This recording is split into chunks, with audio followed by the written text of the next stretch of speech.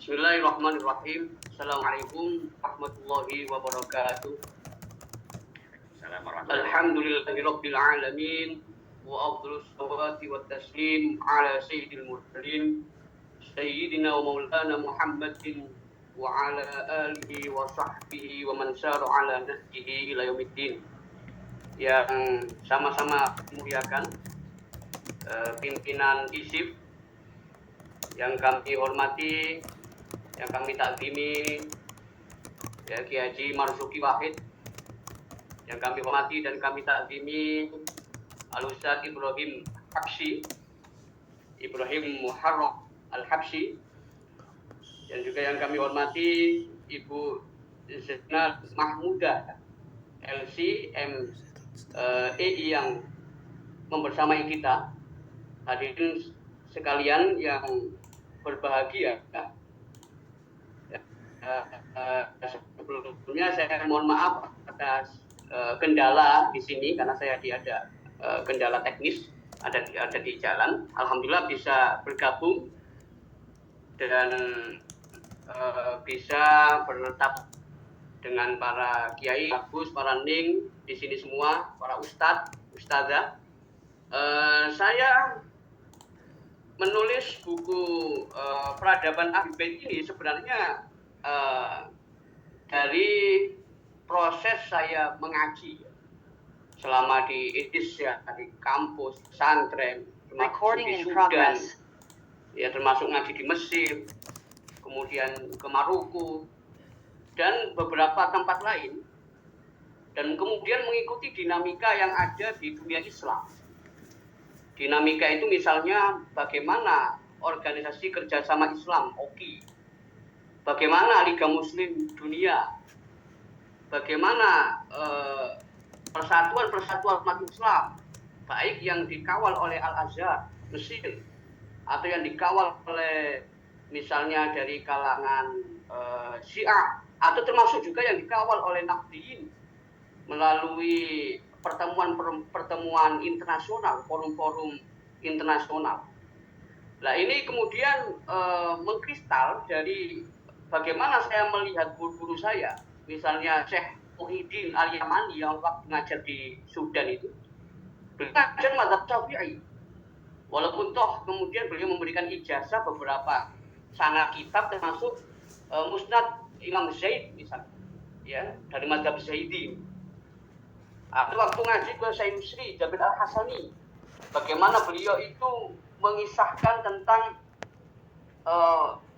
tekanan politik di zaman periwayatan, ya misalnya bagaimana kodifikasi hadis berlangsung, penelitian pencarian hadis itu dilakukan, itu juga tidak lepas dari pengaruh kekuasaan.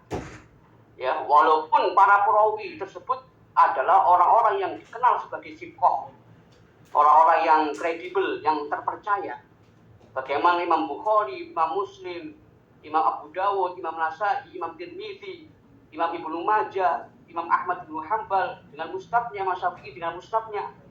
Sampai pun kita yang di Indonesia sebagai penganut mazhab Syafi'i yang merupakan mazhab mazhab Sunni yang banyak diikuti di dunia muslim, itu juga bagaimana beliau itu bisa mencetuskan teori mukhtalaful hadis, bagaimana beliau itu sampai dijuluki sebagai nasir sunnah, sebagai pembela sunnah. Kemudian dilanjutkan oleh penerusnya misalnya Al-Imam Syarafuddin Yahya An-Nawawi, ya sebagai editor mazhab Syafi'i yang kemudian beliau mensyarahi Sahih Muslim, ya dengan motif untuk menghidupkan sunnah. Dan juga ulama-ulama berikutnya, ya terlepas dari kajian fikih yang kemudian sangat mengeras, ya menjadi mazhab qauli. Dan sekarang kemudian dunia Islam berusaha ingin mencairkan mazhab-mazhab Islam. Ya misalnya tamadzub bi manhaji yang dulunya dengan tamadzub bi qauli, sekarang sudah banyak upaya untuk tamadzub bil manhaj, ya menghidupkan manhaj. Ya kemudian ulama Al-Azhar dari masa ke masa bagaimana Syekh Mahmud Saltud, Imam Abu Zahra, termasuk Grand Syekh Al-Azhar saat ini, yang beliau mengeluarkan istilah yang bagi saya sangat unik. Misalnya Syiah dan Sunni adalah dua sayap peradaban Islam. Ya, termasuk juga di Indonesia, misalnya Kiai Haji Said Abdul Sirot yang masih mau berdialektika dengan intelektualisme Syiah dan seterusnya. Dan kemudian mengerucut 2 tahun terakhir, ya 3 tahun terakhir ini menjelang Ramadan, menuju Ramadan ke depan, 2 Ramadan berturut-turut itu Liga Muslim Dunia itu mengadakan pertemuan ya di Mekah Al-Mukarramah yang mengangkat tema Binaul Jusur Bainal Madzhab Al-Islamiyah. Tentunya di samping Ibawi yang menonjol di Oman itu, tentunya yang sangat mengemuka adalah Sunni sebagai mayoritas dan juga ada juga Syiah di situ. Ingin membangun jembatan mazhab-mazhab Islam.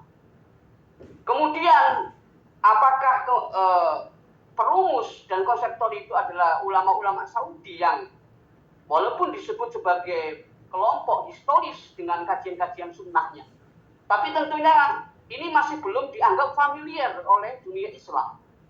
Ya, termasuk karena pengaruh dalam tanda kutip, misalnya pengaruh tokoh-tokoh seperti Nasiruddin Albani yang menjadikan pemikiran-pemikiran Islam di Saudi itu ya itu dipandang ya tidak layak digolongkan sebagai Ahlussunnah wal Jamaah seperti Muktamar Shishan yang tidak mengundang Saudi Arabia.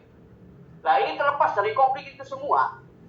Kemudian dari saya pribadi yang tumbuh di lingkungan tarekat ya lingkungan sufi ya, ketika saya bertemu beberapa ulama di Timur Tengah yang juga sufi, ini kemudian ternyata moderasi dalam Islam itu tidak bisa lepas dari nilai-nilai sufistik ya, nilai-nilai sufistik. Ini seperti yang diklasifikasikan oleh salah satu ulama Al-Azhar, Allah yarham, ya, yang beliau dikenal hafal Ihya Ulumuddin Thaha Hubaisy. Ya, saya sempat ngaji ke beliau waktu di Mesir. Itu beliau mengatakan bahwa tipologi umat Islam itu tidak lepas dari 3 kelompok. Yang pertama adalah an-nafsiyun tekstualis. Representasinya yang paling mudah adalah Imam Ahmad bin Hanbal. Yang kedua adalah al-aqlaniyun, ya, rasionalis. Representasinya adalah Mu'tazilah. Dan yang ketiga adalah al-basraiyun, kalangan spiritualis. Ya, representasinya adalah sufi itu.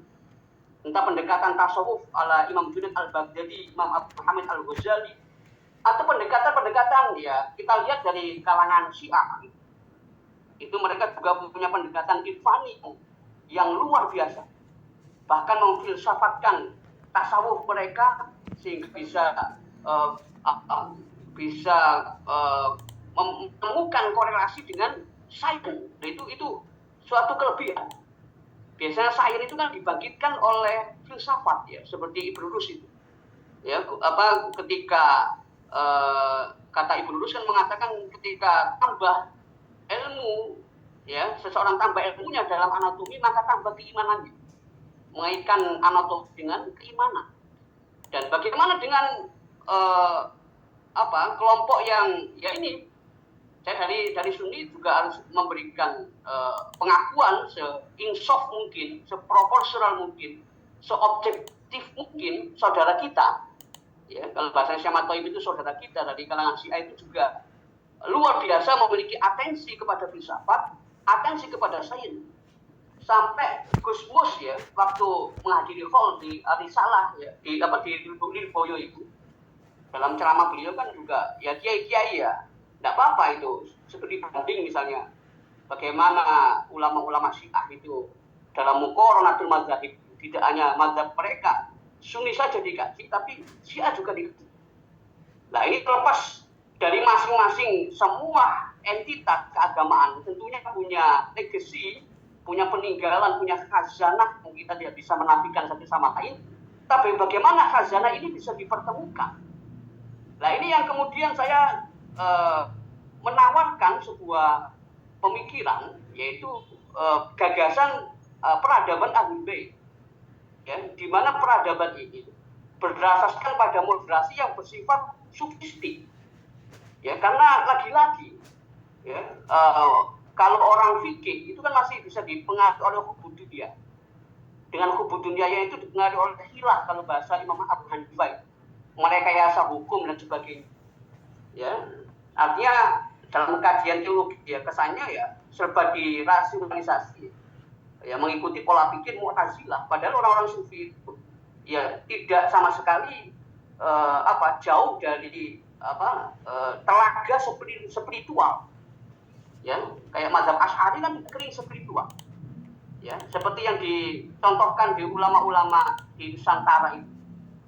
Sebut saja misalnya Mbak Ali Masuk itu, ya, pengasuh kerabat itu, ketika Ayatullah Khomeini wafat kan mengajak 5 santrinya untuk sholat gaib.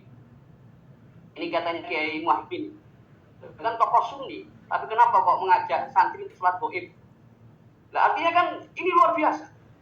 Tapi apakah beliau mengumumkan ini dan sebagainya? Ya tadi yang disebut saya sempat mendengar, ya konsep takiyah itu gimana pun sebenarnya ada. Dalam NU pun ada, kan tidak mungkin kiai yang membaca kitab Futuhat Makkiyah Ibnu Arabi kemudian menyampaikan kepada orang awam. Nah ini akan menimbulkan salah paham. Ya, itu dalam arti menakar khotibun nasa bi qadri uqulihim, kata Sayyidina Ali. Jadi menakar kadar intelektual komunikan mukhatabnya itu seperti apa. Nah sekarang dunia sudah terbuka. Sampai-sampai 3 muslim dunia yang beberapa kali ke Indonesia diundang ke BNU untuk isu perdamaian antar agama, yang melawan hegemoni Zionisme misalnya itu. Ya tentunya di internal Islam sendiri itu sudah hampir selesai. Sekarang upaya untuk mengadu domba itu sudah hampir tertutup. Ya, jadi jualan adu domba itu udah nggak laku antar muslimin. Ini peluang, ini kesempatan bagaimana generasi zilenial, Gen Z, generasi alpha yang kelak akan merujuk pada literatur digital, bisa melakukan studi mukorona, studi perbandingan, sehingga mengerti bagaimana usul moderasi dalam Islam, bagaimana sanad peradaban Islam, bagaimana sanad peradaban Ahlul Bait.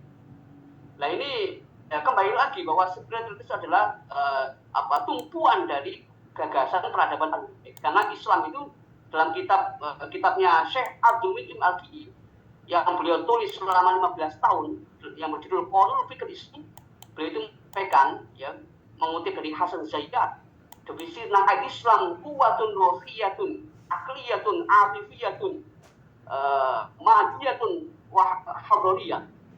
Islam adalah kekuatan intelektual, emosional, material peradaban.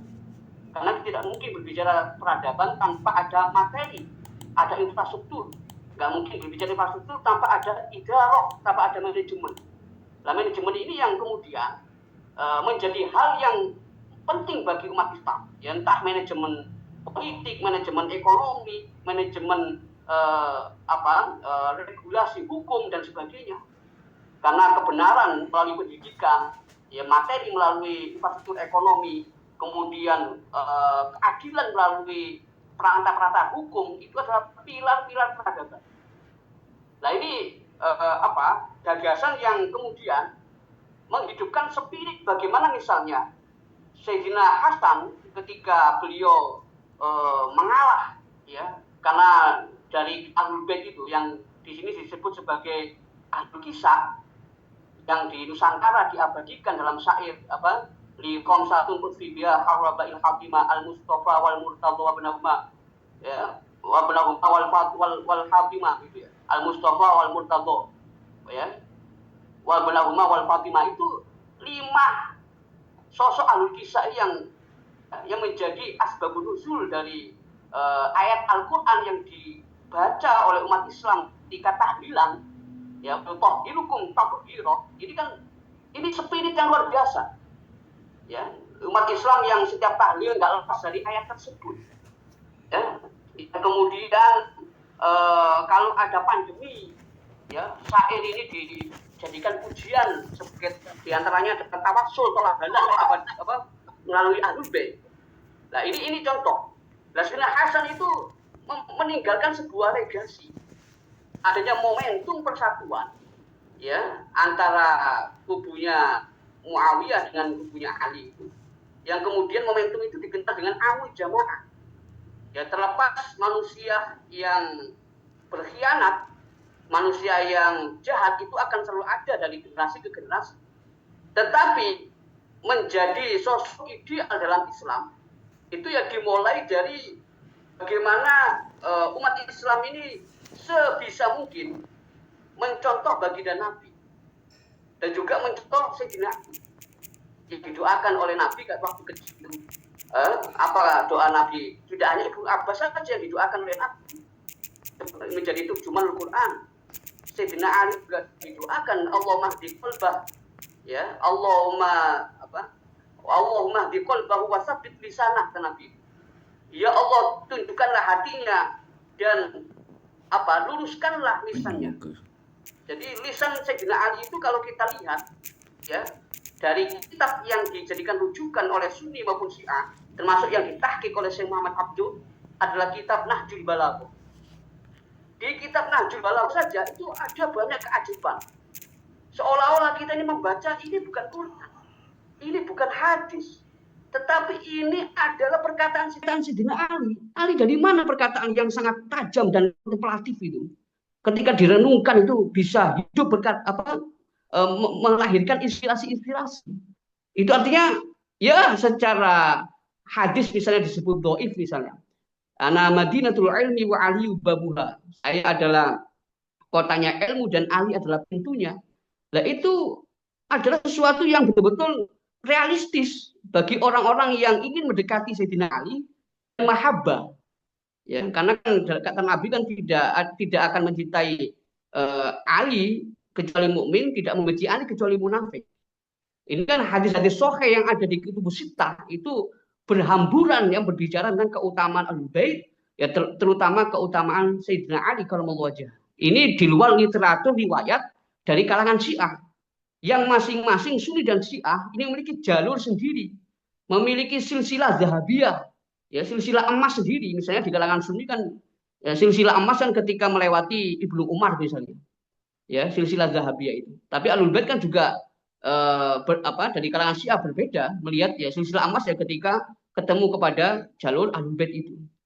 Nah saya dari Nahdliyin juga melihat misalnya silsilah keilmuan pendiri NU itu juga nggak lepas dari Sayyidina Ali. Walaupun ketemunya adalah Muhammad Al-Hanafiyah. Nah, ini kembali lagi nanti bisa dibaca karena mungkin waktunya terbatas sehingga saya harus bisa menghemat pembahasan, meringkas pembahasan ini. Yang pada intinya kalau soal peradaban, kalau Bapak Ibu sekalian, ya, para kuyaha, nawani, gawagis, asatid, ustadzat ini membaca kitabnya Dr. Muhammad Imarah, seorang konseptor pemikiran Islam Mesir yang diakui oleh Al-Azhar, dalam kitabnya Fiqhul Hadharah itu ada ya, dalam kitabnya Dr. Muhammad Imarah itu beliau itu menyampaikan adanya pesan penting. Tentunya beliau bukan seorang muhadis ya, sehingga tidak menyampaikan riwayat secara jelas, tetapi beliau menyampaikan bahwa ada riwayat bahwa Sayyidina Ali bertanya kepada Nabi, baginda Nabi Muhammad SAW. Sayyidina Ali bertanya, ya Rasulullah, apa hakikat sunnah itu? Apa jawab Nabi itu? Al aslu fi sunnati huwal aqlu. Al aslu fi sunnati huwal aql. Asal dari sunnah itu adalah akal. Akal yang bagaimana? Akal yang tercerahkan. Yang tercerahkan oleh wahyu, oleh nas. Dan akal yang tercerahkan oleh basirah. Ini pemahaman saya. Yang saya terinspirasi dari tipologi umat Islam di dunia tadi. Bahwa ketika akal di tengah-tengah, posisi yang bagian kanan adalah basirah, al-basairiyun, spiritualis, ya basirah spiritual. yang kanan adalah nas, maka tiga simpul ini tidak boleh terputus satu sama lain. Ya, semuanya itu harus saling berkaitan. Kalau bahasanya Syekh Ahmad Thayyib itu turosuna, ya turos kita, ya turos itu adalah nataju akli basarin muslimin abrokotin, adalah produk intelektual muslim yang usianya minimal 1 abad, itu turos. Katanya Syekh Ahmad Thayyib itu turosuna itu adalah jalinan 3 hal tadi. Jalinan antara nos, wahyu, kemudian antara akal, dan yang ketiga adalah zauk. Kalau bahasanya sama itu adalah zauk, adalah rasa. Ya, karena umat Islam ini persoalan keimanan itu kalau bahasanya Imam Hujjatul Islam Muhammad bin Muhammad Abu Hamid Al-Ghazali, manusia itu nggak bisa lepas dari kebenaran hakiki yang kembali kepada wujud yang ditemukan oleh wujudan. Wujudan itu adalah intuisi. Nah, ini yang menarik dalam epistemologi peradaban Ahlul Bait itu. Jadi konstruksi pemikiran peradaban Ahlul Bait itu adalah kembali kepada moderasi sufistik yang di situ ya bisa mempertemukan ya bagaimana adanya hukum taklifi dengan dimensi kemanusiaan. Ya karena fikih nggak bisa lepas dari akidah. Ya makanya Al Ghazali kan bilang kalau akidahnya rusak maka ilmunya rusak. Kalau ilmunya rusak maka amaliyahnya juga rusak. Maka peradaban Ahlul Bait ini bertolak kepada akidah yang bisa dipisahkan mana itu Islam, ya mana itu Islamologi. Nah kalau sudah masuk kepada Islamologi, ya di luar dari halal prinsip, misalnya antara Sunni Syiah itu sama dalam masalah ilahiyat, masalah ketuhanan, masalah nubuat juga sama, masalah ma'ad juga sama, masalah Quran juga 100% sama. Ya, Quran Sunni Syiah kan sudah diteliti oleh Ketua Jamatul Qur'an Al-Hufaz Kiai Haji Muhyiddin Zain. Beliau itu disertasinya bahas Quran Sunni dan Syiah itu 100% sama. Sampai risetnya juga ke Iran yang diakui sebagai negara berideologi Syiah yang bertahan sekarang ini. Nah, itu 100% sama. Tapi kemudian fitnah itu bermunculan. Saya waktu saya di Sudan ini pernah ketemu anggota BIN ya Badan Intelijen Negara orang dari Indonesia itu, ya beliau menyampaikan bahwa proyek anti Syiah, proyek untuk menjadikan Iran sebagai common enemy, sebagai musuh bersama, itu proposalnya di Saudi itu besar-besaran itu, dananya itu sangat besar. Makanya apapun itu misalnya kalau kekacauan di Timur Tengah penyebabnya Syiah, ini semuanya itu dialamatkan ke Syiah. Ketika sekarang Iran membela Gaza, ya, membela Palestina, yang jelas-jelas tidak ada orang Syiah di situ, ya, Gaza itu tempat lahirnya Imam Syafi'i dan masyarakatnya juga bermadzhab Syafi'i, dibela atas nama kemanusiaan. Lah ini jadi persoalan. Ya, makanya kalau dikaitkan dengan fikih peradaban, ya misalnya di Indonesia yang lagi ramai, itu kan dialamatkan untuk perdamaian antar agama. Walaupun sebenarnya soal zionisme itu bukan masalah agama sebenarnya. Ya, tetapi yang jadi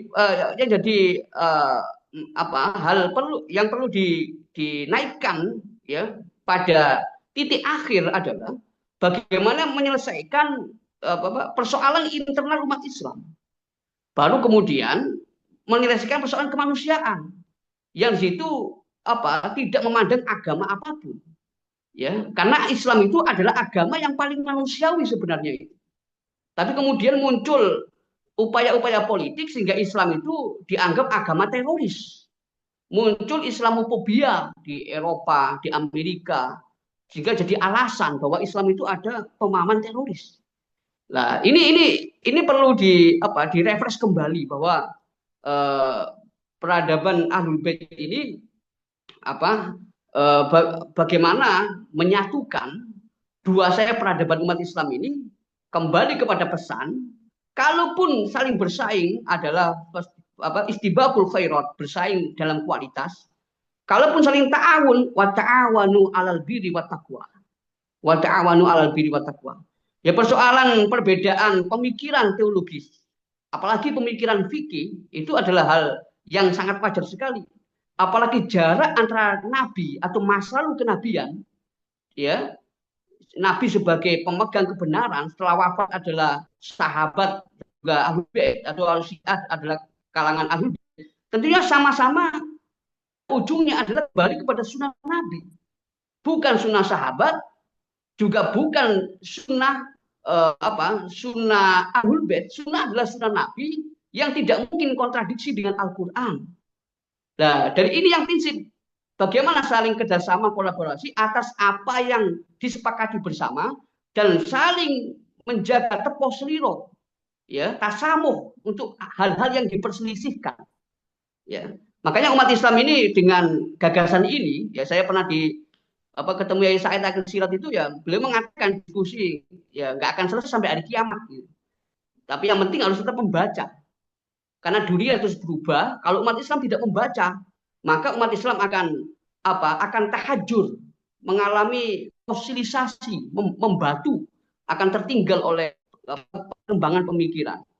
Ya, kita kan juga melihat ya, Indonesia lagi ramaikan konsep ekoteologi misalnya. Ya, karena menyikapi persoalan alam yang sering diabaikan oleh umat manusia, akhirnya banjir, longsor. Nah, itu kan sesuatu yang maslahah. Tapi juga ada yang berkaitan dengan pendekatan-pendekatan historis dalam pemahaman Islam. Ya, sehingga pemahaman yang kita terima ini adalah pemahaman yang betul ya bisa kita sebut sebagai otentik.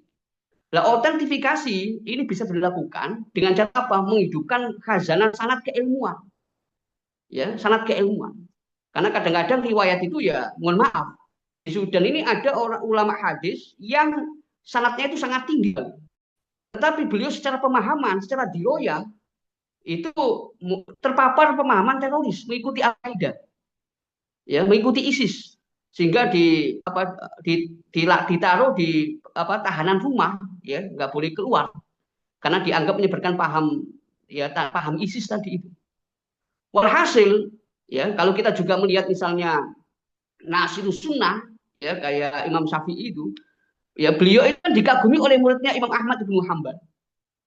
Ya, ketika ketemu sosok yang sangat cerdas, sangat selektif, karena muhadis itu adalah orang yang ulama yang mampu menyeleksi hadis, bukan hanya sekedar menghafal dan meriwayatkan.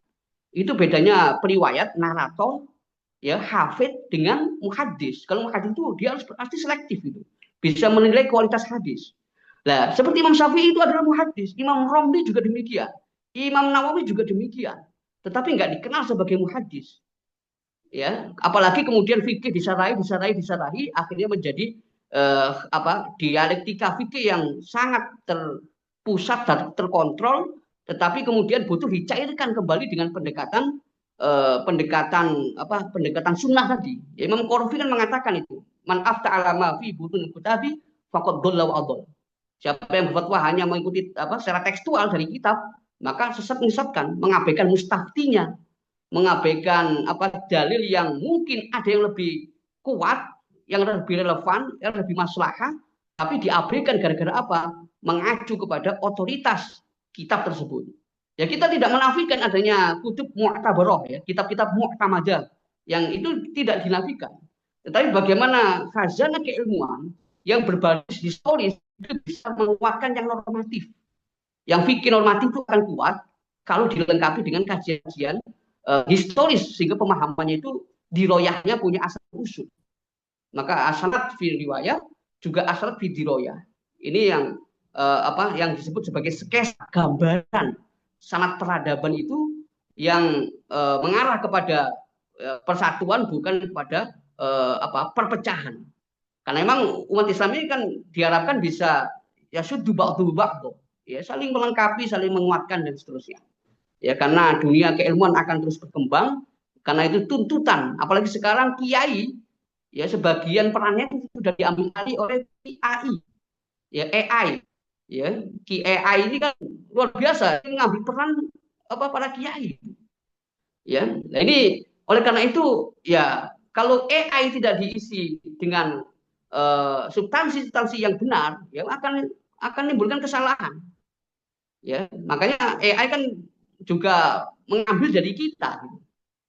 Nah, itu sketsa sangat peradaban. Kalau dibaca asal usulnya, memang semuanya kembali kepada semangat ya agar bagaimana ulama Sunni juga tidak alergi untuk mengaji turos Syiah, sebagaimana Syiah juga tidak alergi mengaji turosnya Sunni. Dari situ ke depan Indonesia ini bisa mempelopori apa yang diharapkan oleh Liga Muslim Dunia itu, binaul jusur bainal mazahib al Islamiyah. Ya minimal mana hukum taklifi, mana dimensi kemanusiaan, dan mana eh, apa apa rujukan atau nas-nas yang kredibel yang memiliki akar geologis yang bisa dibuat acuan bersama. Itu diantaranya.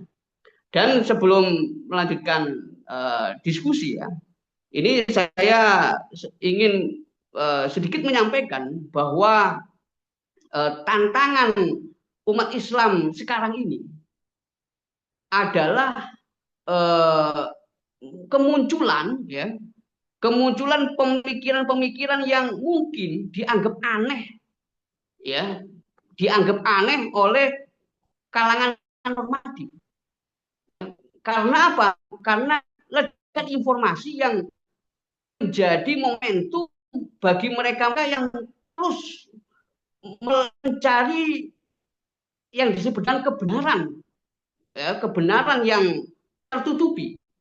Ya kalau bahasanya Al Ghazali itu apa itu menyebutnya kan eh, menemukan kebenaran, ya sebenarnya kebenaran yang palsu gitu. Ya, bahasanya Ibnu Rus, maaf. Kalau Ghazali kan kita hanya boleh melakukan upaya riset ya, menggunakan metodologi keraguan itu kan melakukan keraguan sebagai metodologi bukan sebagai keraguan mutlak ya. Asyaku martabatul minal yakin kata Al Ghazali itu. Keraguan adalah peningkat pertama keyakinan.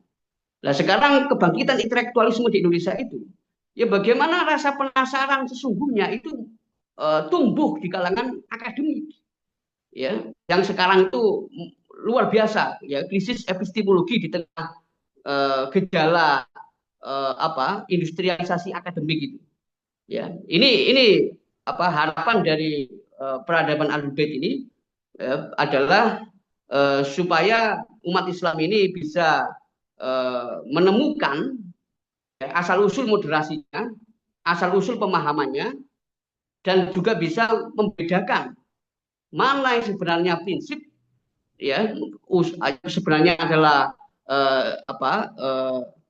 istilahnya ajaran yang mutafak alaihi dan mana yang muktalafihi dalam lingkup antar firqoh bukan antar mazhab. Ya firqoh maksudnya firqoh itu adalah Ahlussunnah dan juga Syiah. Ya ini sementara. Selanjutnya saya silahkan kembali kepada moderator. Terima kasih. Kita akan berlanjut ke sesi selanjutnya pada sesi tanya jawab. Saya kira kita batasi 3 penanya saja karena waktu sudah menunjukkan setengah 10 malam, biar tidak terlalu larut.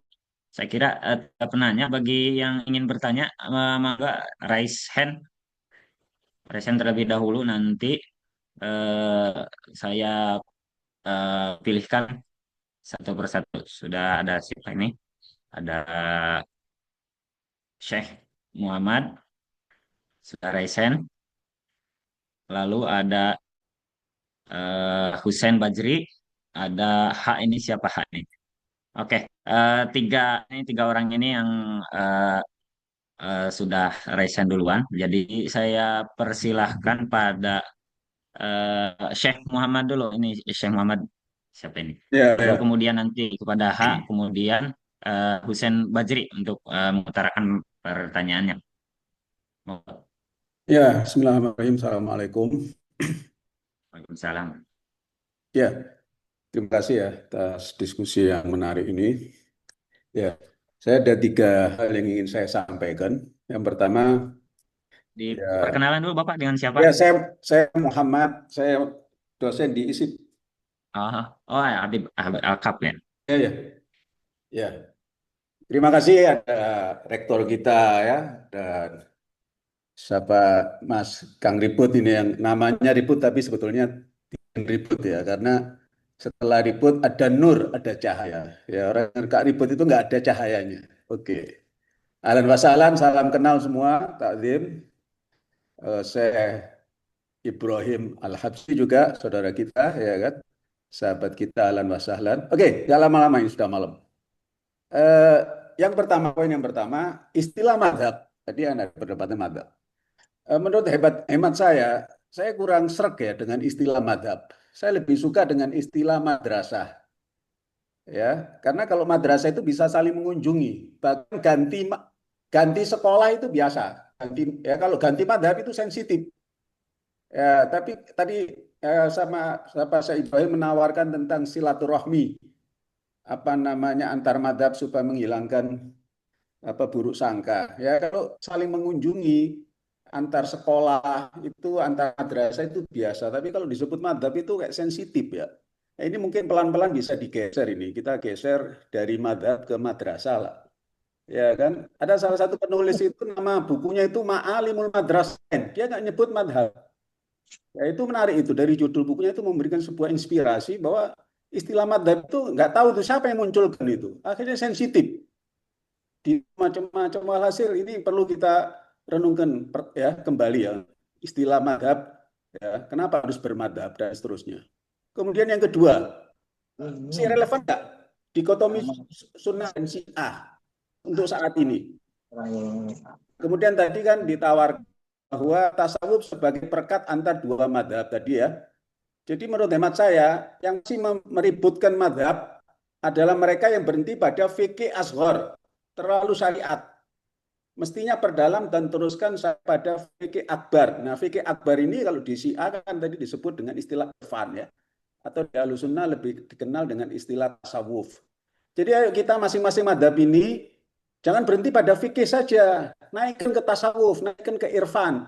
Jadi teman-teman yang suka ribut itu dari madhab manapun ya, itu hanya berhenti pada fikih biasanya. Kalau yang pada sudah tasawuf udah nggak ada itu berkelahi itu, nggak ada itu meributkan madhabnya orang itu. Yang terakhir, ini tadi Kang ribut tadi menawarkan gagasan peradaban Ahlul Bait. Karena beliau menemukan sebuah khazanah yang cukup, yang kaya sekali, dan ini sayang kalau hanya dinikmati oleh sekelompok orang, karena itu masing-masing harus saling berkunjung, harus saling membaca. Nah, kalau saya Kang Ribut, ya, saya menawarkan gagasan munakahatul madahib, ya. Pernikahan antar madhab, ya kan? Nah, ini namanya munakahatul madahib, ya. Nah, nikah apa?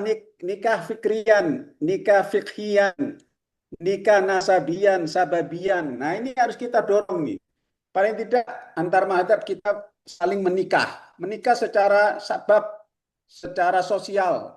Saya punya pengalaman ya, pernah ya di kalangan komunitas kita, saya yang minta ditemani salah satu teman, ya, kebetulan ada di sini salah satu yang menemani saya itu untuk meminta anak orang. Diterima udah diterima. Ternyata setelah itu saya keluar negeri, saya dapat berita, saya kaget. Ternyata dibatalkan. Kenapa? Karena yang satu katanya madhabnya si A, si B. Saya marah kayak itu. Wah, saya marah, kalau saya sudah saya labrak gitu. Ya kan, ini gimana sian? Hanya karena perbedaan madhab kok ini dibatalkan pernikahannya. Kalau akhlaknya buruk, minum khamar atau apa, oke lah. Kalau hanya perbedaan madhab kok bisa dibatalkan. Nah inilah, ayo mulai sekarang kita galakkan, kita dorong untuk supaya terjadi munakahatul madhahib. Ayo menikah, ya jadi kita jodohkan nggak apa-apa lah.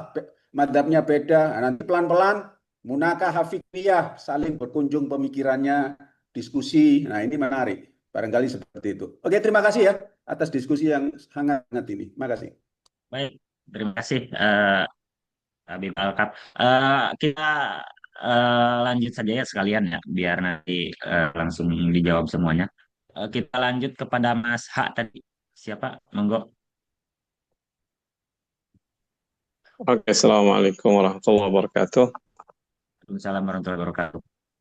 Terima kasih, saya sudah mendapatkan banyak info dari pemaparan Ustadz Ibrahim dan juga Pak Kiai Ribut ya. Ribut Nur, nggak boleh ribut saja kata Ustadz Muhammad Al-Kaf tadi ya. Memang bicara membangun peradaban Islam ini adalah Perkenal dulu sebuah, Bapak dengan siapa? Mohon maaf dipotong. nama saya Pak Hussein, sorry saya tulis H saja. Saya dari Hussein. Jakarta. Ya, membangun peradaban Islam ini memang merupakan sebuah cita-cita besar kita semua ya. Sebuah peradaban yang pasti akan punya dampak yang sangat besar bagi masa depan dunia sebetulnya. Peradaban Islam itu adalah sebuah peradaban yang memang bukan hanya dibangun atas keberhasilan material, tapi sebuah peradaban yang juga dibangun atas keberhasilan intelektual dan spiritual gitu ya. Sekarang kita berhadapan dengan sebuah peradaban Barat yang sangat dominan di dunia sekarang ini, yang memang dasar peradabannya bahkan tujuannya itu hanya hal yang bersifat material gitu ya. Walaupun kita juga sangat banyak mendapatkan faedah dari peradaban Barat yang sekarang ini ada di sekitar kita ya. Tapi dari sisi lain kita juga ketar-ketir dengan pengaruh materialisme, hedonisme, konsumerisme dan sebagainya yang dikenalkan oleh Barat itu. Nah, apa yang di research oleh Pak Kiai Ribut Nur ini, saya pikir sebuah terobosan yang sangat penting ya. Saya terima kasih sekali Pak Dr. Ribut Nur memberikan waktu yang demikian berharga untuk memberikan sebuah research yang demikian indah ya. Sepertinya memberikan sebuah harapan ke depan ini. Dan memang fakta yang tidak bisa kita pungkiri sekarang ini adalah kemajuan umat Islam itu terrepresentasikan oleh keberhasilan yang ditunjukkan oleh Republik Islam Iran ya. Kita bisa melihat sekarang ini misalnya teknologi nano yang Iran sekarang ini bisa dikatakan, nanoteknologi yang Iran bisa dikatakan terbaik kedua di dunia, kemudian teknologi nuklir, persenjataan, sains dan sebagainya.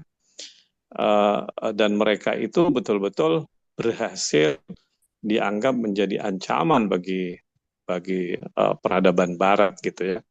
Karena itu banyak sekali analisis mengatakan bahwa sebetulnya Barat dalam hal ini Amerika itu betul-betul rasa terancam apabila Iran ini berhasil membangun sebuah peradaban Islam yang sangat berbeda basisnya dan dasarnya daripada mereka, dan itu akan menularkan pada hampir seluruh kaum muslimin di dunia ini. Jadi saya melihat bahwa apa yang dilakukan oleh Dr. Ribut Nur ini suatu yang saya pikir cukup membangunkan dan memberikan inspirasi ya. Jadi mudah-mudahan ini akan bisa dari seminar ini dan dari kitab ini, mudah-mudahan bisa memberikan banyak inspirasi kepada saudara-saudara kita, baik itu dari Nahdliyin, dari Muhammadiyah, dari saudara-saudara Syiah dan sebagainya ya. Artinya ini penting, dasar ini penting. Dasar bahwa Ahlul Bait itu sebagai sebuah inspirator, sebagai sebuah khazanah yang selama ini kita bukan kita abaikan, tetapi kita tidak tahu gitu. Bayangkan tadi Dr. Ribut Nur menyebut tentang kitab Nahjul Balaghah yang disyarahkan oleh siapa tadi nama Rashid Ridha ya. Ya, itu kan sebuah kitab yang luar biasa itu, tetapi enggak terlalu yakin bahwa kita di sini tahu tentang itu ya. Dan pasti banyak buku lain juga yang menjadi khazanah yang sangat penting dalam dunia Ahlul Bait ini. Jadi sekali lagi saya ucapkan terima kasih kepada Dr. Ribut Nur, mudah-mudahan usahanya akan lebih berhasil lagi ke masa yang akan datang. Dan juga saya ucapkan terima kasih kepada Ustadz Ibrahim Al-Habsyi yang telah memberikan sebuah sebuah penjelasan yang sangat indah tentang suasana hauzah di sana ya. Dan juga kepada Pak Rektor kita Zulki Wahid. Ya karena saya bertanya jadi saya cuman sedikit saja memberikan komentar. Terima kasih. Assalamualaikum warahmatullahi wabarakatuh. Waalaikumsalam warahmatullahi wabarakatuh. Oke, kita langsung ke penanya ketiga, Mas Husen Bajri. Monggo. Baik, terima kasih. Assalamualaikum warahmatullahi wabarakatuh. Waalaikumsalam warahmatullahi wabarakatuh. Terima kasih sebelumnya suatu apresiasi dari saya untuk penyelenggara acara kepada narasumber Pak Kiai, kemudian para asatidz, para habaib dan para dosen yang saya banggakan. Sebelumnya terima kasih banyak atas waktu dan apa yang diselenggarakan di malam hari ini. Mungkin saya juga baru seperti tadi Ustazah Zainab mungkin ya yang sempat menjelaskan bahwa beliau juga baru dapat buku, sama saya juga baru dapat kurang lebih tadi malam, mungkin lebih cukup ada 1 hari, sehingga sempat saya baca-baca dan cukup menarik buku yang disusun dan dibuat oleh Pak Kiai Ribut ini. Alhamdulillah, jazakumullah khairan katsira. Ada beberapa hal yang mungkin menjadi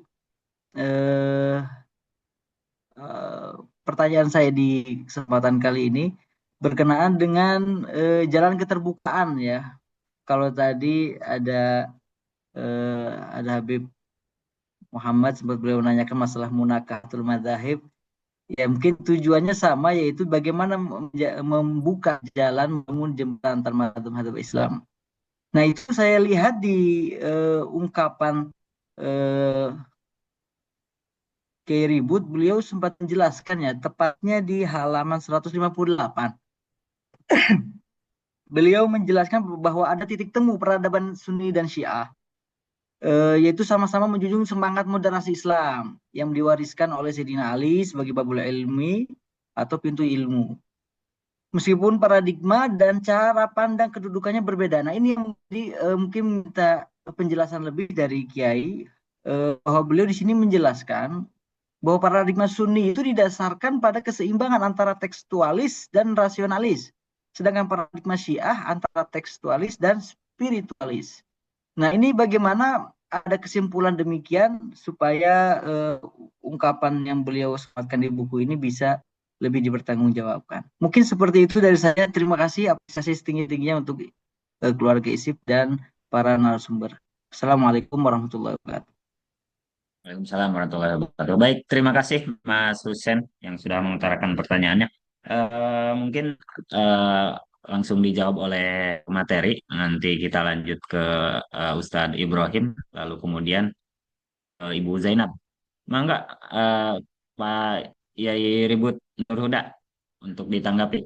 Tadi ada beberapa pertanyaan. Pertama soal istilah mazhab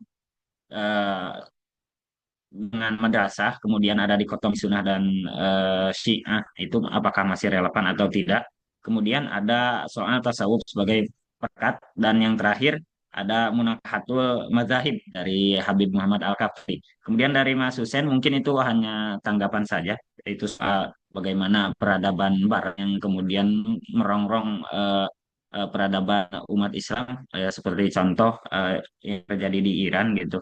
Itu bagaimana tanggapannya. Kemudian dari Mas Husen itu soal paradigma dan cara pandang Sunni dan Syiah itu kenapa bisa disimpulkan seperti demikian tertulis di buku ya Ribut Nurhuda. Mungkin itu monggo ditanggapi.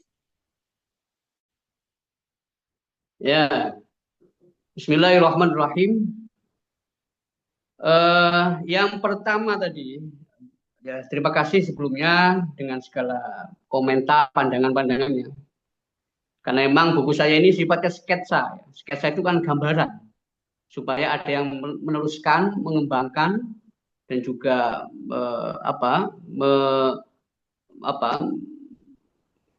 mensyarahi ya pada kesempatan-kesempatan berikutnya. Jadi persoalan madrasah dengan mazhab ya, memang ketika zaman riwayat ya mazhab itu belum menjadi sebuah institusi, masih berupa acuan, ya, sosok yang dianggap otoritatif. Misalnya eh, Ibnu Umar, misalnya Sayyidina Ali, misalnya Hasan Al-Basri, ya. Hasan Al-Basri itu, ya, juga merupakan salah satu jalur spiritual di mana beliau itu diterima oleh banyak kalangan. Dalam kitab Al-Muhaddisul Fasil Bainar Rawi wal Ra'i, kalangannya Imam Roma Hurmuzi, Imam Hasan Al-Basri itu, ya, di samping sebagai sosok spiritualis, beliau itu memiliki koridor di dalam menerima dan menyampaikan riwayat Nabi. Ya tentunya sebelum mengkristal sebagai madhab. Koridor utama adalah pesan Nabi yang diriwayatkan oleh Hasan Al-Basri. Beliau mengatakan himmatul ulama'i ar-ri'ayah wa himmatus sufahai ar-riwayah. Himma, semangat, visi ulama itu adalah mempertanggungjawabkan ilmu, bukan sekedar meriwayatkan ilmu. Nah, ini bedanya antara aklu riayah, nalar pertanggungjawaban ilmiah, dengan aklu riwayah, nalar periwayatan. Ya kalau nalar periwayatan orang nggak bisa menyeleksi, karena memang kadar nalarnya demikian. Makanya Imam Syafi'i, beliau itu sangat memberikan inspirasi kepada Imam Ahmad bin Hambal. Sampai-sampai Imam Ahmad bin Hambal mengatakan, saya kalau kehilangan salat yang dekat dengan Nabi, yang tinggi, saya masih bisa mencari dari orang lain. Tapi kalau saya kehilangan kesempatan dengan sosok Imam Syafi'i, maka saya akan sulit menemukan orang secerdas Imam Syafi'i.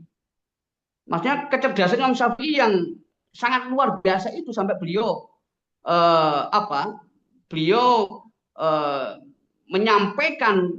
berani menyampaikan dalam syairnya itu, ya kalau cinta Ahlul Bait adalah Rafidho, maka saya adalah Rafidho, kata Imam Syafi'i.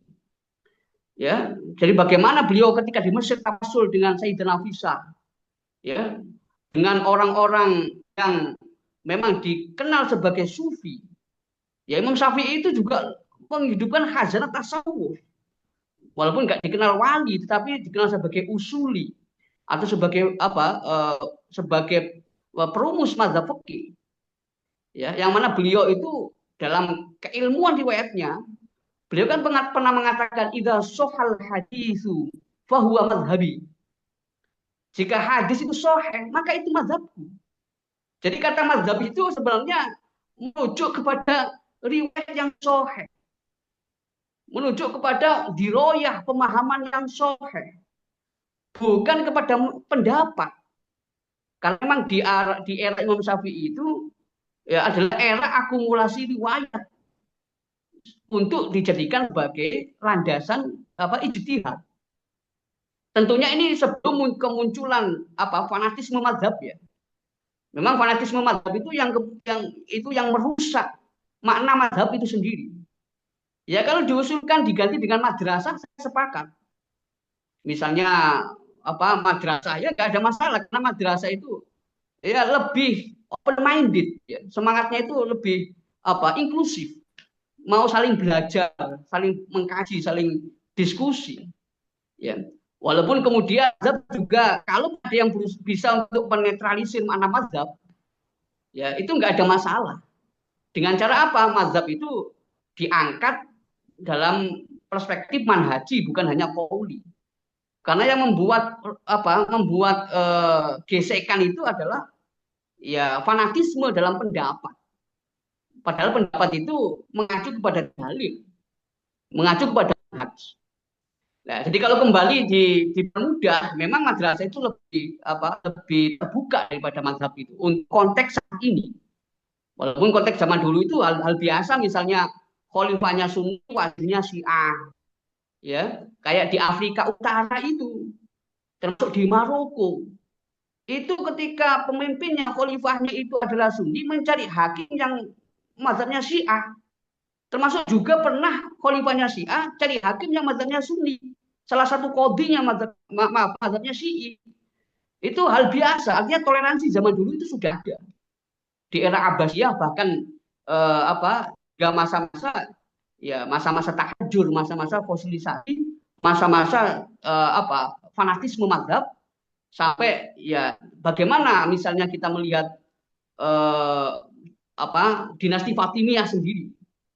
Ya kalau mau jujur-jujuran misalnya kalau orang Sufi kan ada khol ya. Kalau Al-Azhar itu mengadakan kholnya pendiri Al-Azhar itu kan sangat indah sekali walaupun Syiah ya. Tapi kemudian Salahuddin Al-Ayyubi itu mengalihkannya menjadi mazhab Sunni, mazhab Syafi'i. Nah, terlepas dari itu semua, memang ini seperti yang dikatakan oleh Ketua Majma' Fikih Internasional yang beliau juga hadir dalam pertemuan konferensi Ramadan di Mekah Al-Mukarramah tentang Bina'ul Jusur Bainal Madzhab Al-Islamiyah yang dihadiri ulama Sunni Syiah, Ketua Majma' Fikih itu juga menyebut ini adalah titik balik sejarah umat Islam. Nah, titik balik sejarah umat Islam ini kan berarti kan ya harus siap mental. Ya kalau zaman sekarang anak Gen Z, Gen Alpha ini kan mengalami namanya shock culture ya. Melihat di dunia digital itu kan kadang-kadang jauh berbeda dengan dunia nyata yang di mana dia hidup. Nah, sekarang bagaimana supaya tidak shock dengan khazanah umat lain yang sama-sama masih umat Islam, yang sama-sama harus menjadi umatan wasaton, yang moderat, yang bisa menjadi penengah, yang bisa melihat berbagai sisi, melihat sesuatu dengan sudut pandang yang komprehensif, ya sebagai karakter musaqqah, karakter intelektual yang tidak mudah digiring, tidak mudah diprovokasi, bisa menjaga sisi-sisi objektivitas dalam ilmu. Nah, ini kan juga butuh yang namanya pribumisasi, ya misalnya peradaban Ahlul Bait ini. Ya kalau di Indonesia kan Islam Nusantara ya kita kenal, ya yang secara nggak langsung mau mencairkan mazhab antara Sunni dengan Syiah. Karena memang ya banyak di NU itu misalnya Maulid Ad-Dailami, ya di Tiba itu kan bagaimana kita melihat Maulid Tiba itu yang tawasul dengan Ahlul Bait itu. Ahlul Baitil Mustaturihum amanul ardi faddaki syubbihu bil anjumi zuhuri mislama qad jaa fis sunani. Coba mislama qad jaa fis sunani. Ini kita baca, kita rutinkan di kampung-kampung, di hafal itu orang tua-tua walaupun nggak paham artinya itu ya. Ini luar biasa. Nah kalau Pak Profesor Azumati Azra itu juga melihat kok asal usul ya kelompok asal usul pemahaman Syiah di Asia Tenggara. Coba dicek itu risetnya Profesor Azumati Azra itu. Nah ini kalau dikaji secara utuh ya sudah ba'du saling mengingat sama lain itu luar biasa. Karena saya mencoba ketika saya di Jakarta bertemu dengan Rektor UIN Syarif waktu itu ada Profesor Amani Lubis. Saya sampaikan ada gerakan baru di samping isu Islamofobia, itu gerakan Bina'ul Jusur Bainal Madzhab Islamiyah, terutama dua sayap Sunni Syiah yang dikawal oleh Liga Muslim Dunia di Mekah itu. Saya sampaikan kepada Prof. Amani, beliau mengatakan apa? Mustahil katanya. Nggak mungkin Syiah bertemu dengan Sunni katanya. Nah, ini kan pesimisme yang luar biasa. Maka untuk menghilangkan pesimisme ini, ya, intelektual muda, akademisi itu diajak untuk menghidupkan fakultas Usuluddin dengan semangat kajian genealogi keilmuan, kajian sunnah. Dia tidak hanya Saudi sama IPB saja. IPB itu apa? India, Pakistan, Bangladesh. Itu kajian sunnahnya itu hidup, tetapi dipengaruhi oleh lagi-lagi siapa? Sohahahu Albani, Do'afahu Albani. Dan Albani terus jadi ruwet nanti itu. Ya, ini di luar sekarang putra mahkota Ibnu Salman udah agak berbeda dengan dulu, tapi melakukan reformasi di Saudi itu butuh waktu yang cukup lama. Ya, karena ideologinya masih kembali kepada sosok-sosok yang sangat memegang ya orang lama lah, Bin Baz, Albani dan lain-lain itu. Jadi mazhab itu udah istilah lama, tapi maknanya itu bukan makna pendapat, bukan. Apa kata Imam Syafi'i itu? Idza shahhal hadisu fa huwa mazhabi. Itu jelas Imam Syafi'i itu. Tapi kemudian menjadi terminologi, menjadi istilah Dan istilah itu kemudian berdampak kepada tujuan pemahaman kelompok, ya, institusi, entah Sunni, entah Syiah, Sunninya ada Hanafi, Maliki, Syafi'i. Nah, kemudian persoalan masalah fikih, ya, memang, ya, Imam Abu Hanifah sendiri ketika menulis Al-Fiqhul Akbar itu isinya bukan fikih. Tadi beliau menyebut Al-Fiqhul Asghar, ya. Ya, kalau Imam Hambali kan nulis Al-Fiqhul Akbar, itu isinya adalah akidah. Karena fikih itu gak maknanya kan pemahaman. Man yuridillahu bi khairan yufaqihu fiddin. Apa fikih itu adalah hukum? Kan tidak. Ya, tetapi agama, dan agama ini dimensinya tidak hanya ibadah. Dimensinya juga tidak hanya muamalah, tapi juga ada hadharah, ada peradaban. Ini yang tidak dicantumkan dalam dalam klasifikasi persoalan agama atau persoalan Islam yang dianggap hanya meliputi muamalah saja, meliputi ibadah saja, tapi tidak memperhatikan bagaimana hadharah itu menjadi fasilitas utama, ibadah itu bisa berjalan, muamalah itu bisa berjalan. Transaksi politik, ekonomi, sosial, kebudayaan itu nggak akan berjalan kalau nggak ada hadharah, nggak ada tatanan, nggak ada infrastruktur, material. Ya, orang haji aja butuh naik pesawat gitu. Nah, ini contoh, ini contoh. Jadi ini yang kemudian umat Islam terkuras, tidak memikirkan bagaimana umron, ya, bagaimana pembangunan tata peradaban itu dianggap sebagai hal yang butuh proporsi yang besar, tidak hanya sekedar sekedar pelengkap saja. Makanya sepertiga agama ya umron itu peradaban. Ya, ini Dr. Said Osama Al-Azhari itu Menteri Agama dan Wakaf itu waktu beberapa hari lalu di Mesir itu mengatakan al-umron sendiri. Jadi biar nggak hanya muamalah saja, tapi kita harus pikir kepada objek, yaitu ya peradaban kalau bahasanya Ibnu Khaldun. Nah, itu soal fikih, ya. Jadi fikih itu ya kembali kepada masa lalu, asal usul moderasi Islam. Ya, mazhab bukan berarti pendapat, fikih bukan sekedar masalah hukum, tetapi pemahaman yang otentik yang memberikan yang sesuai dengan maqasidus syariah. Makanya kajian sunnah, ya, termasuk Mesir itu sekarang lagi menggalakkan, ya, kajian sunnah itu dari sudut pandang apa? Riwayatan wa diroyatan wa maqasidan. Jadi kajian secara riwayat, kajian secara diroyat, dan kajian secara maqasid. Jadi maqasid dalam sunnah itu kan luar biasa itu. Nah, ini upaya untuk mencairkan mazhab itu diantaranya. Tapi yang paling aplikatif memang ya madrasah itu lebih mudah dipahami. Dan yang ketiga, persoalan tawaran munakahatul mazhabi. Sebenarnya peradaban Ahlul Bait, skesa sanad peradaban itu hasil dari pernikahan antar mazhab. Tanasul mazahib. Kenapa demikian?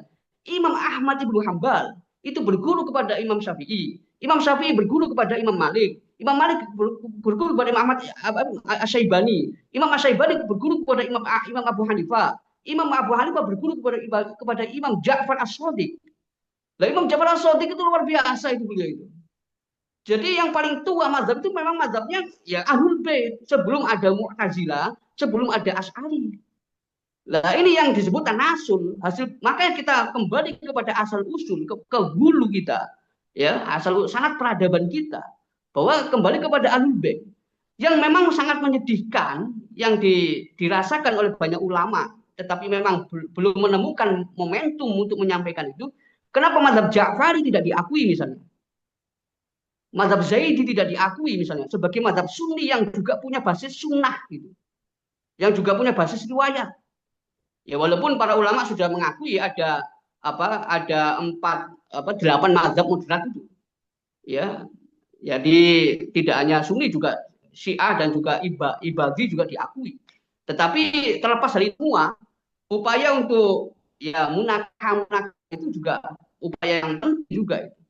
Namun demikian tentunya kalau dari perspektif Sunni juga menggunakan pendekatan manhaji, ya, baru bisa dilakukan. Makanya persoalan masalah hukum taklifi dengan masalah dimensi kemanusiaan dan juga masalah sunnah itu hal yang sangat penting. Karena agama ini bukan untuk Allah, tapi agama ini untuk manusia. Ya, Gus Dur kan punya bahasa lain itu. Ya, Tuhan tidak perlu dibela. Ya, artinya memang agama ini memang bagaimana manusia secara ubudiyah itu bisa mengerti bahwa jalur kebenaran itu memang adalah jalur para ulama. Meladani ulama zaman dahulu, guru kita, guru-gurunya yang memiliki toleransi. Karena ketika orang itu semakin tambah ilmunya, semakin sedikit perselisihannya. Ya, semakin tambah ilmunya, semakin sedikit perselisihannya. Makanya membaca secara corona itu hal yang penting di era yang disebut tadi munakahatul madzhab atau era tanasulul madzhab, mencari asal usul madzhab. Ya, Imam Abu Hanifah itu cuma 2 tahun bertemu Imam Ja'far as-Shadiq. Tetapi Imam Abu Hanifah mengaku bagaimana? Mengatakan kalau seandainya tidak laula Nu'man Laula sanatan lahalakan Nu'man. Ya, laula sanatan lahalakan Nu'man. Kalau nggak 2 tahun bersama Imam Ja'far Shadiq, maka Nu'man, maksudnya Abu Hanifah itu akan rusak. Ini pengaruh Imam Ja'far Shadiq kepada Imam Abu Hanifah. Tapi jarang diungkap sosok Imam Ja'far Shadiq itu, baik secara fikih, ya, baik secara tasawuf. Ya, kalau tasawuf kan ada di Maulid Daibah itu disebut Imam Ja'far Shadiq, itu disebut memang di Maulid Daibah itu. Tapi di khazanah lain itu jarang ditemukan. Padahal itu adalah embrio dari mazhab-mazhab Islam. Nah, kembali lagi ke komentar berikutnya. Itu yang kedua tadi ya persoalan ya komentar ya, saya menanggapi ya dengan ucapan ya terima kasih bahwa ini hanya sebuah sketsa. Kalau butuh dilengkapi lagi bisa ratusan halaman, tapi ini sebuah sketsa setidaknya menjadi pemantik untuk Islam ini supaya nggak kehabisan tema. Ya, tidak melulu hal-hal yang rigid, yang hukum fikih yang rigid, kemudian tidak justru mengajak umat Islam untuk produktif, punya nalar filosofis yang menganggap sains itu juga bagian dari agama. Jadi kalau dikaitkan dengan tadi menghilangkan dikotomi antara Sunni Syiah, ya pertama kali yang dilakukan adalah menghilangkan dikotomi dalam masalah ilmu. Ya, ilmu agama, ilmu umum itu yang membuat umat Islam ini tidak bisa berkembang. Ya, kita mengakui ya saudara-saudara Syiah itu luar biasa. Di embargo di Iran itu bisa bangkit sedemikian rupa. Ya, nuklir, teknologi itu bisa membuat Amerika Israel ketakutan. Ini kan kita perlu apresiasi itu. Ya, walaupun ya sebenarnya yang dilakukan oleh Iran itu kan bukan untuk hujumi ya, bukan untuk menyerang tapi defensif, difai, untuk membela diri. Ya, karena memang dalam Islam enggak ada dalam sejarah dakwah Islam Nabi itu mengajarkan hujumi. Agresi itu enggak ada, yang ada itu difai. Karena Islam itu kan agama rahmatan lil alamin, tidak ada paksaan untuk menganut agama Islam. Ya. Jadi termasuk Imam Hasan As-Saffar itu yang menulis tentang kebebasan dalam Islam itu ulama Syiah. Ya, itu dalam liberalisme, pluralisme dan kebebasan dalam Islam. Syekh Hasan As-Saffar itu luar biasa bukunya. Nah, jadi kalau kembali lagi seperti yang saya sampaikan, kalau sekarang di Mesir itu ada ulama besar. Beliau itu muridnya Syekh Yasin Al-Fadani. Beliau itu juga muridnya Abdul Yahya Al-Qahtani, ulama Maroko, ulama hadisnya Maroko. Beliau itu adalah ulama hadis besar yang karya-karyanya mempengaruhi para peneliti-peneliti hadis di era sekarang, termasuk Al-Azhar. Walaupun ulama Azhar tidak menerima beliau. Beliau adalah Syekh Dr. Mahmud Said Mamduh. Dr. Mahmud Said Mamduh ini dijuluki sebagai Nasirul Itrah. Beliau itu ulama yang pakar di bidang sunnah. Kalau panjenengan itu mengecek Mahmud Mamduh itu karyanya banyak sekali. Ya, tetapi beliau ingin membuka dialog agar umat Islam ini tidak alergi dengan riwayat-riwayat dari Imam Ja'far Shadiq dan juga Imam Zaid dan imam yang lain dari kalangan Syiah. Ya, dengan kajian hadis, kajian sunnah yang beliau memiliki kepakaran di bidang itu. Ya, karena beliau banyak mengungkap hal-hal yang mastur, yang tertutupi dari khazanah Ahlul Bait itu, ya, dengan pendekatan riwayat, pendekatan hadis, ilmu sunnah, beliau tidak dipakai di Al-Azhar. Tapi padahal beliau itu keilmuannya luar biasa. Silakan Syekh Dr. Mahmud Said Mamduh itu ini perlu memberikan perlu menjadi perhatian umat Islam yang ada di kuliah Fakhruddin untuk menghidupkan kajian genealogis ya. Nah, kemudian persoalan masalah moderasi, wasatiyah.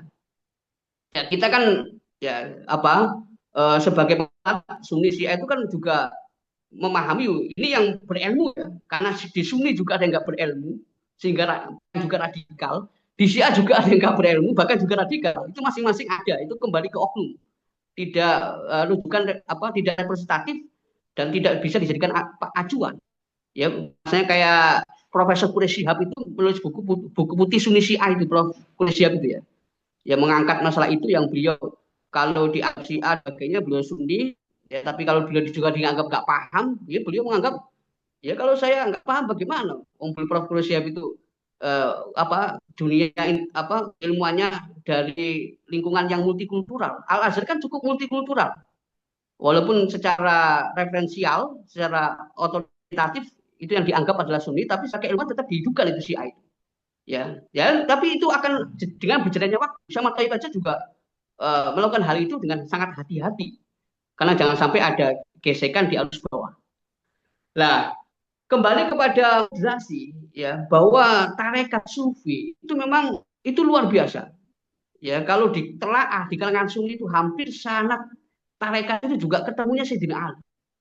Kita jarang menemukan, mohon maaf, misalnya pesan-pesan tasawuf dan tarekat itu yang ya ada yang bersambung kepada Abu Bakar, tapi yang kepada Umar itu hampir susah ditemukan. Kalau kepada Ali ya seperti yang banyak di Sudan itu tarekat Samaniyah yang dipelopori oleh Syekh Abdul Karim Al-Madani As-Saman ya, Asy-Syafi'i madhaban, Al-Bakri usulalatan, memang secara nasab sambungnya kepada Imam Abu Bakar Siddiq. Nah, tetapi secara fikih Syafi'i, secara tarekat itu kepada Syekh Abdul Qadir Jailani. Dan kemudian ke atas ya juga bertemu kepada Imam Junaid Al-Baghdadi, juga bertemu kepada Imam Hasan Al-Basri. Imam Hasan Al-Basri bertemu kepada Sayyidina Ali kalamullah wajhah. Sayyidina Ali bertemu kepada Nabi Muhammad SAW. Jadi lagi-lagi kita Sayyidina Ali. Ana madinatul ilmi wa ali babuha itu ya man kuntu maulahu fa aliyun maulahu. Jadi luar biasa, Sayyidina Ali itu mempunyai legitimasi dari Nabi itu melalui hadis-hadis sahih itu tidak kurang-kurang, sangat banyak sekali. Ya, sangat banyak sekali. Ya, termasuk masalah kepemimpinan spiritual. Ini secara titik temunya adalah kepemimpinan spiritual kembali kepada Ahlul Bait, kembali kepada Sayyidina Ali. Jadi kalau orang mencontoh Sayyidah Fatimah bagaimana, Sayyidina Hasan bagaimana, Husain bagaimana, Syababu Ahli Jannah, dua pemuda Sayyidah Syababi Ahli Jannah, dua pemimpin para pemuda ahli juga. Bukan pemuda ahli juga, ada pemimpinnya. Itu dalam hadis sahih. Ya, Said Maliki Mekah itu punya kajian khusus Sayyidina Hasan dan Husain. Nah, kemudian dari kalangan Sunni ini memang pendekatan teologis yang sangat kental di kalangan Sunni, walaupun tadi Asy'ari itu tidak ingin spiritual, bahwa di kalangan Sunni ini kalau disebut sebagai firqah ya, itu memang tidak sekental soal basirah sebagaimana kalangan Syiah. Kalangan Syiah itu masalah Karbala misalnya, ya, yang merupakan tidak hanya tragedi bagi umat Islam, juga tragedi tragedi kemanusiaan.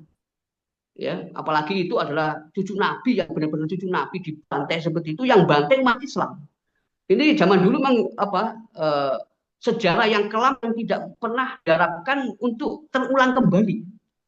Tetapi kemudian di era keilmuan yang sangat terbuka sekarang ini, ya, di era liberasi informasi, ya, seperti yang disampaikan oleh Profesor Sanu, Ketua Majelis Fikih Internasional itu, ini titik balik sejarah. Titik balik sejarah. Nah, dalam moderasi ini hanya saya melihat bahwa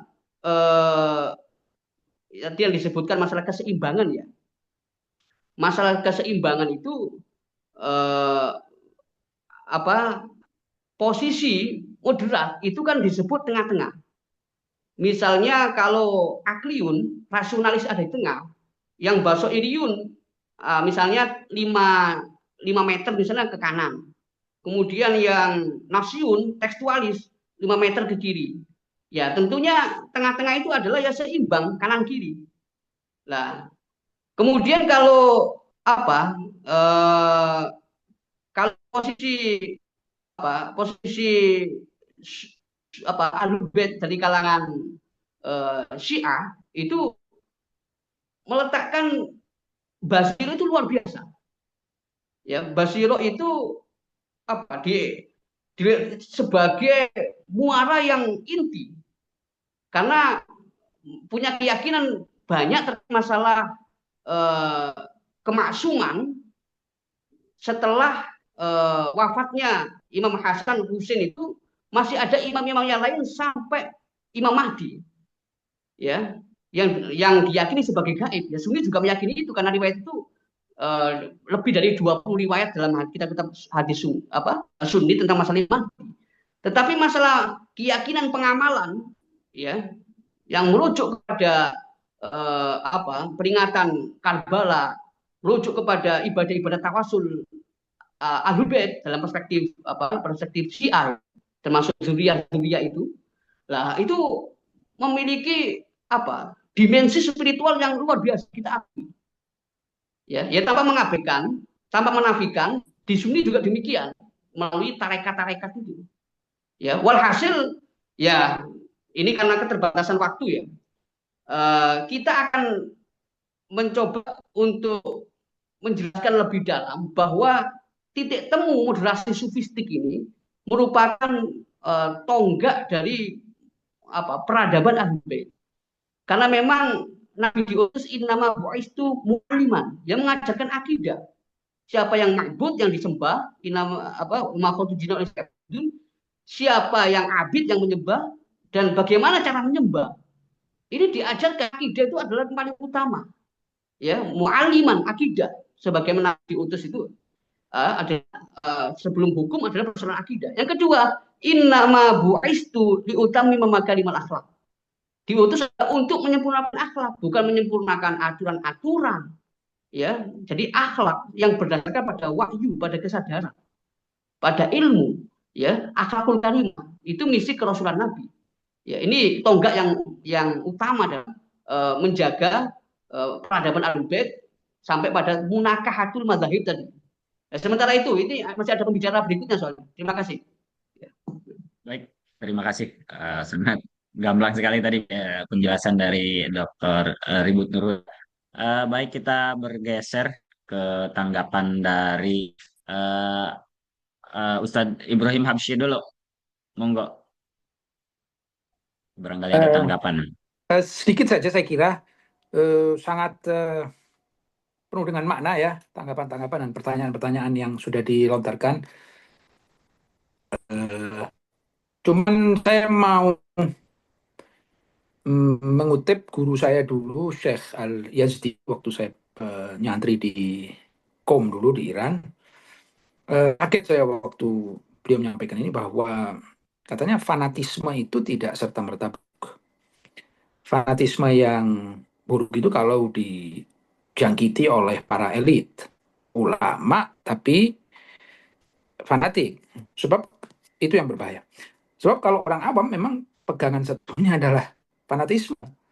Karena dengan menjelaskan bahwa mereka itu awam, itu artinya konsekuensinya mereka tidak punya itu kemampuan dan urusan hidup dan istilahnya spesialisasi masing-masing orang itu sudah mencegah dia untuk bisa ke ahli dalam bidang agama. Oleh sebab itu masalah fanatisme itu berbahaya sekali kalau orang alim tetapi kemudian dia terjangkiti oleh fanatisme. Ini yang pertama. Dari situ juga bisa kita ketahui bahwa kenapa kok itu dan bagian syariat dan aturan itu dianggap yang kontroversial, itu karena diturunkannya masalah itu kepada level awam. Kalau para pengikut ini menyaksikan dan diekspos terhadap perbedaannya, mereka mau tidak mau akan mengambil sikap. Tadi Kiai juga ingatkan bahwa grassroots itu juga penting untuk dipertimbangkan. Tapi kalau di dalam kajian elit tidak ada yang tabu, tidak dalam masalah apa saja dua orang yang terpelajar itu harusnya mampu untuk bisa membahas dan menerima pendapat sebagai bahan renungan ya tentunya. Kalau tidak salah Plato pernah berkata bahwa it is a sign of an educated mind to be able to entertain a thought without accepting it. Plato bilang bahwa tanda sebuah pemikiran yang terdidik itu adalah kemampuan untuk bisa menjamu sebuah pemikiran tanpa harus menerimanya. Tetapi kalau di dalam level awam, maka apa saja bisa menjadi pemicu percekcokan. Tidak hanya fikih, dan saya kira juga para ikhwan khususnya tadi Syekh Muhammad yang menyampaikan juga sepakat dengan saya bahwa akidah pun kalau mau dibuka, diekspos perbedaannya di kalangan awam ya bisa kemana-mana. Itu juga masalah-masalah sufism atau irfan, kalau itu mau diekspos ke publik, wah itu bisa jadi akibatnya seperti yang tertimpa oleh Mansur Al-Hallaj. Intinya pokoknya kita sebagai para pelajar ini, pelajar agama, harus bisa membedakan bahwa ruang masyarakat itu bukanlah ruang kita untuk menyampaikan masalah-masalah yang di luar kesehari-harian mereka, informasi yang tidak berguna, tetapi hanya yang bisa membuat dunia mereka dan akhirat mereka membaik, itu saja. Adapun masalah dapur dan segala macam yang berkaitan dengan itu dibiarkan harusnya di ruang-ruang mereka-mereka yang memiliki kapasitas saja. Saya kira itu saja dari saya. Terima kasih atas kesempatan ini. Syukron. Assalamualaikum warahmatullahi wabarakatuh. Saya sebagai moderator memohon maaf yang sebesar-besarnya bila ada salah ucap kata pada malam hari ini. Dari saya ditutup dengan Wallahul muwaffiq ila aqwamit thoriq. Wassalamualaikum warahmatullahi wabarakatuh. Terima kasih semuanya. Terima kasih Pak Ribut. Terima kasih Bu Zainab. Terima kasih Ustadz. Makasih Gus Oke. Ribut. Pak Marzuki. Apa kabar? Nggih, Mas Zuki. Mas Nuwun, saya Ibrahim. Baik, matur Salam nuwun. kenal. Syukran, syukran. Insya Allah segera bisa Mas. ketemu ini. Saya Iya. jadi rindu. Amin, akhirnya. amin, insya Allah. Segera Hei. mau Zainab, ziarah terima ke kasih semuanya. Pak Rektor, Pak Ahmad Kiai. Zuki Oke. harus kopdar ini, harus kopdar. Iya, kopdar ya. Diundang aja ke isi.